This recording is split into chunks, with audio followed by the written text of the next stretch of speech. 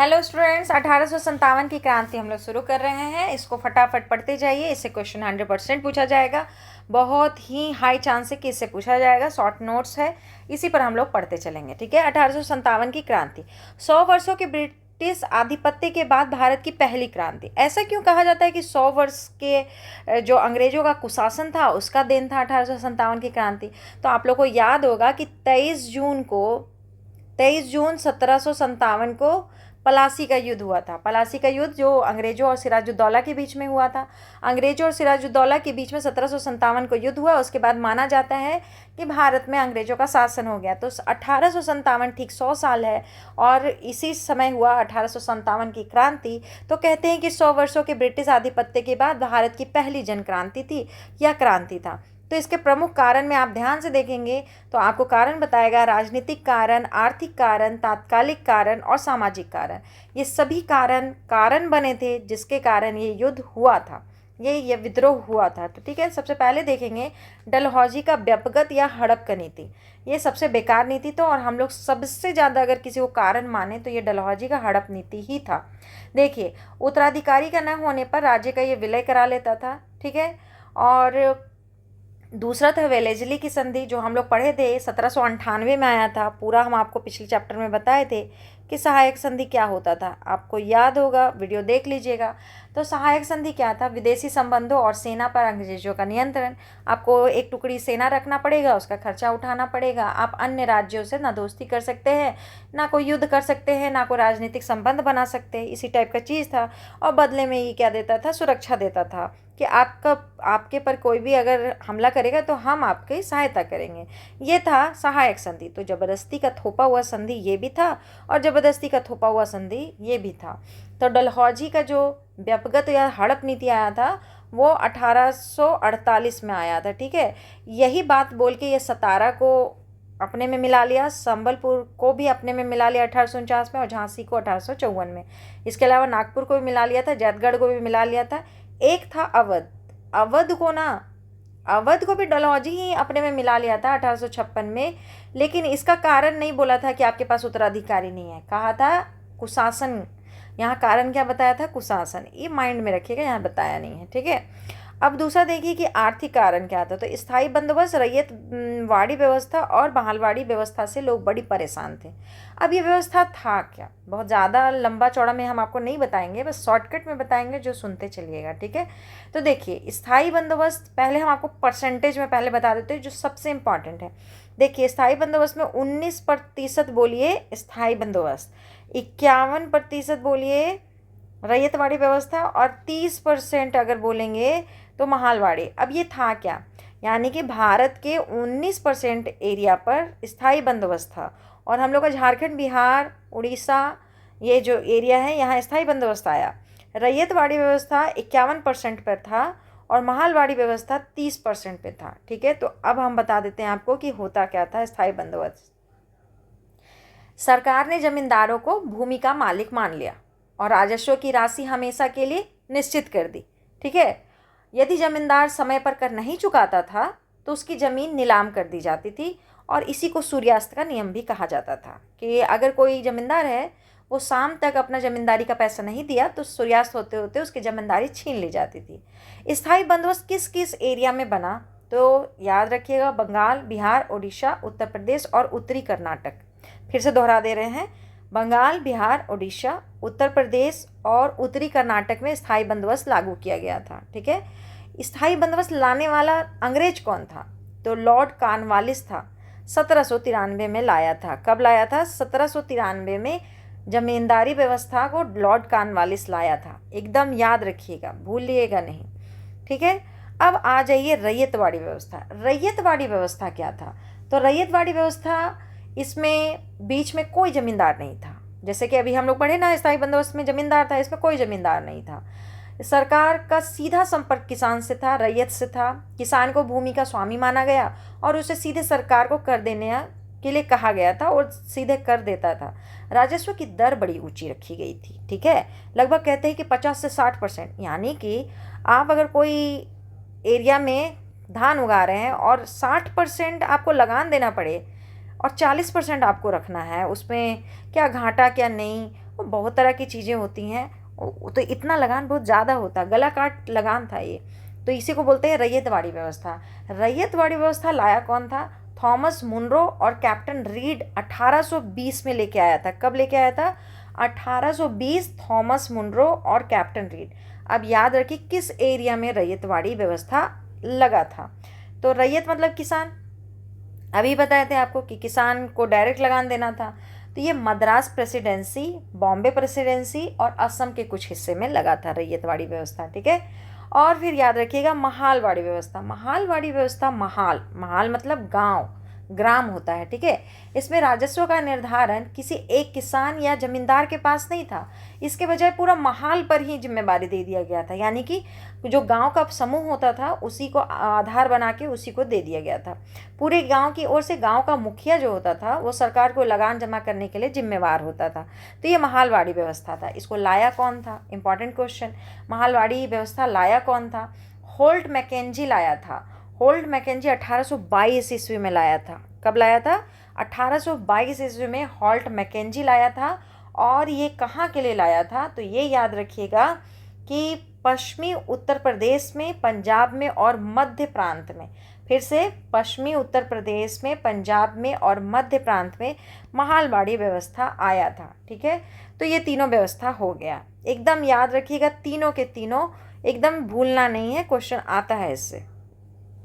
अब हम लोग देखेंगे तात्कालिक कारण क्या था। तो चर्बी युक्त कारतूसों का प्रयोग, इस पर तो आपको कोई कन्फ्यूज़न नहीं होगा। धार्मिक भावना आहत होना, अगर अंग्रेज धार्मिक भावनाओं पे अगर वार करते थे तो लोग क्या हो जाते थे? थोड़े गुस्सा हो जाते थे। सामाजिक कारण, ईसाई धर्म का प्रचार प्रसार बहुत ज़्यादा हो रहा था, भारतीयों से भेदभाव हो रहा था, सती प्रथा, बाल विवाह, कन्या वध का निषेध हुआ था। देखिए ये सब तो बुरी ही चीज़ थी समाज की, अगर चला गया तो कोई दुख का बात नहीं है। अच्छा हुआ कि सती प्रथा बंद हो गया, बाल विवाह बंद हो गया, कन्या भ्रूण का जो हत्या होता था उसको रोका गया, तो ये बहुत अच्छा था। लेकिन फिर भी यहाँ के लोगों को लगा कि मेरा ये सामाजिक संस्कृति है, इस पर तुम कौन होता है वार करने वाला, तुम कौन होता है उसको रोकने वाला। तो यहाँ के लोग इस चीज़ से खुश नहीं थे, ठीक है। तो ये भी एक कारण बना था। अब हम लोग पढ़ेंगे क्रांति का प्रारंभ कैसे हुआ, ठीक है। मंगल पांडे 34वीं नेटिव इन्फेंट्री, एकदम याद रखिएगा, ठीक है। डायरेक्ट पूछेगा कि कौन से इन्फेंट्री से थे, तो 34वीं नेटिव इन्फेंट्री से थे मंगल पांडे। 29 मार्च 1857 बैरकपुर, है ना। नारा था हल्ला बोल। लेफ्टिनेंट बाग एवं मेजर ह्यूशन की हत्या। देखिए लेफ्टिनेंट बाग तो उसी टाइम नहीं मरा था, ये बच गया था उस समय, लेकिन ह्यूशन की तुरंत ही मृत्यु हो गई थी। इसी कारण इसको फांसी 8 अप्रैल 1857 को दिया था। लेकिन बाग और ह्यूशन दोनों का नाम याद रखिएगा तो अच्छा है, लेकिन बाग उस समय नहीं मारा था, ऑन द स्पॉट ह्यूशन मर गया था, ठीक है। तो हम लोग याद रखिए कि 29 मार्च 1857 को ये उस दिन बागी हो गए थे और इनको 8 अप्रैल 1857 को तुरंत ही फांसी दे दिया गया। ज़्यादा समय नहीं है, 29 मार्च अप्रैल, तुरंत के तुरंत फांसी। अब देखिए यहाँ आइए, एक महीना गुजर गया, 8 अप्रैल 1857 से 10 मई 1857 आ गया। अब सब क्या करेंगे? विद्रोह को आगे बढ़ाएंगे। मेरठ से शुरुआत हुआ 20वीं नेटिव इन्फेंट्री, मंगल पांडे थे 34वीं नेटिव इन्फेंट्री के सैनिक, यहाँ 20वीं नेटिव इन्फेंट्री के लोग 10 मई 1857 को मेरठ से शुरुआत करते हैं 1857 की क्रांति का। पैदल सैनिकों द्वारा चर्बी वाले कारतूस के प्रयोग से इनकार कर दिया गया था। उसमें कहा गया कि गाय और सुअर का चर्बी है, गाय का चर्बी की वजह से हिंदू जो सिपाही थे वो मना कर दिए, और सुअर की चर्बी के कारण मुस्लिम जो सिपाही थे उन लोगों ने इसका विरोध किया, ठीक है। बख्त खां के नेतृत्व में दिल्ली मार्च, 21 मई बहादुर शाह भारत का सम्राट। देखिए इन लोग अपना नेता मान लिए बहादुर शाह को, जो कि उस समय कौन थे? बहादुर शाह द्वितीय थे, भारत का सम्राट, मतलब भारत का सम्राट मान लिया गया। कहा गया कि हम लोग आप ही को राजा मानते हैं, इन्हीं के नेतृत्व में हम लोग ये युद्ध को आगे बढ़ाएंगे। और बहादुर शाह तब बड़े बूढ़े हो चुके थे, ठीक है। असलियत में कहिए तो ये युद्ध लड़ने के लायक नहीं थे, लेकिन फिर भी इनको अगर राजा मान के युद्ध किया जाए तो लोगों में वो क्या बोलते हैं, मोरल सपोर्ट बना रहेगा। तो बहादुर शाह का जो सेनापति थे बख्त खां थे। बख्त खां उस समय बहुत बहादुरी से इसको लड़ते हैं और यही दिल्ली मार्च होता है, दिल्ली में लोग अपना अधिकार कर लेते हैं, ठीक है। क्वेश्चन जो है वो याद कीजिएगा कि प्रमुख ब्रिटिश अधिकारी कौन था। तो सुनिए, जब ये 1857 की क्रांति हो रहा था तब हाँ यहाँ के गवर्नर जनरल लॉर्ड कैनिंग थे, ठीक है। और जब ये 1857 का विद्रोह शांत कर लिया गया और ईस्ट इंडिया कंपनी का जो शासन था उसको समाप्त करके यहाँ पर डायरेक्ट क्राउन का शासन, यानी कि जो राजा रानी आपके इंग्लैंड में बैठे थे उन लोग सीधा कहें कि अब हम खुद शासन यहाँ अपना कराएंगे, तब 1858 में वायसराय का नाम मतलब इस पद का नाम चेंज कर दिया गया गवर्नर जनरल और उसको कर दिया गया वायसराय, ठीक है। प्रधानमंत्री उस समय ब्रिटेन में पाम्स्टन थे जो कि लिबरल पार्टी के थे। एकदम क्वेश्चन बनता है, सीधा पूछेगा कि जब 1857 की क्रांति चल रहा था तब प्रधानमंत्री कौन था इंग्लैंड का, तो पाम्स्टन थे। और कौन सी पार्टी से थे, तो लिबरल पार्टी से थे। बात खत्म। गवर्नर जनरल इस समय भारत का कौन था, तो लॉर्ड कैनिंग था। और अगर कभी पूछ ले कि अंतिम गवर्नर जनरल या पहला वायसराय, तो भी याद रखिएगा यही था, ठीक है। अब हम लोग देखेंगे इस मैप में कि कौन सा युद्ध कहाँ हो रहा है और कौन उसका नेतृत्व कर रहा है और कौन उसको आगे बढ़ा रहा है और कौन सा अधिकारी उसका दमन कर रहा है। यही 3 चीज़ें देखिए ध्यान से। पहला है क्रांति क्षेत्र और उसके नेता, आरंभ कब हुआ, सैन्य नेतृत्व किसने दिया जो भारतीय थे, और अंग्रेज अधिकारी कौन था जो कि दमन किया या फिर वहाँ पर रोका। तो सबसे पहले हम लोग बात करेंगे दिल्ली से।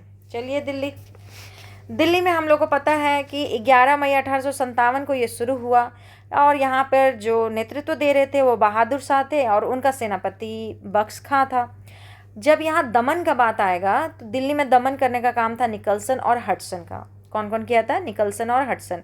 देखिए एकदम हड़बड़ में नहीं पढ़ना है, इसको धीरे धीरे पढ़ना और रट जाना है कि 11 मई 1857 को दिल्ली में विद्रोह फूटा, बहादुर शाह और बख्श खां उसको अपना नेतृत्व दिया और निकलसन और हडसन उसको क्या किया, दमन किया, ठीक है। अब चलिए कानपुर चलते हैं, कानपुर भी बगल में ही है।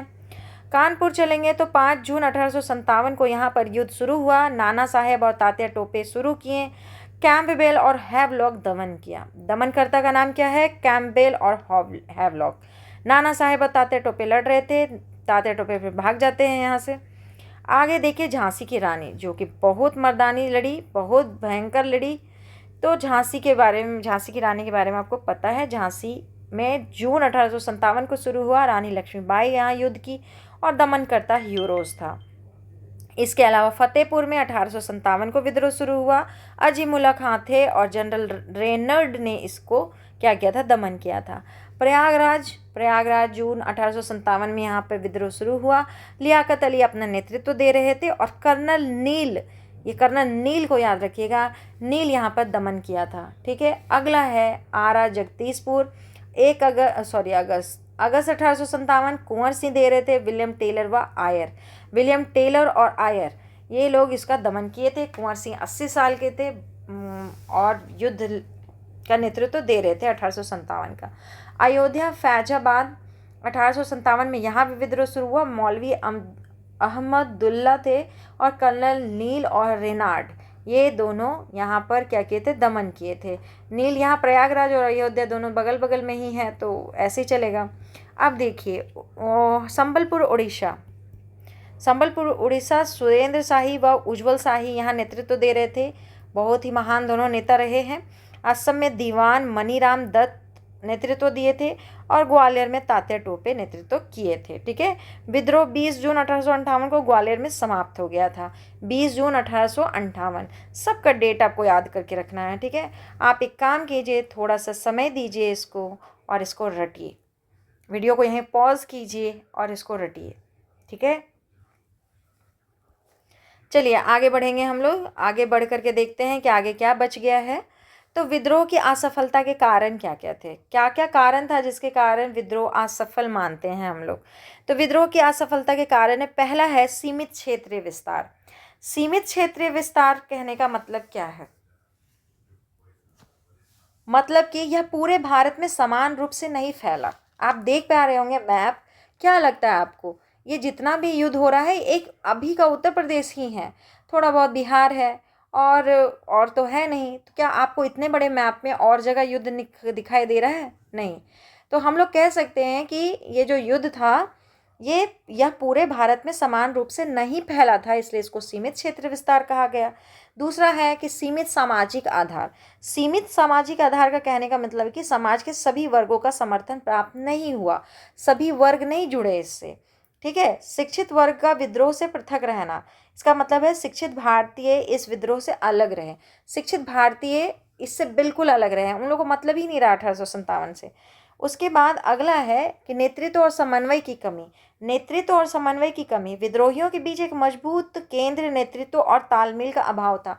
ना इन लोगों के पास एक नेता था, ना इन लोगों के पास ये था कि कोई नेतृत्व कर रहा है और सब जो यहाँ लड़ रहे, यहाँ लड़ रहे, यहाँ लड़ रहे, यहाँ लड़ रहे, ये इनमें समन्वय होता, आपस में मिले जुले रहते, तो ये लोग एक बॉन्ड की तरह लड़ पाते, जो नहीं कर पाए।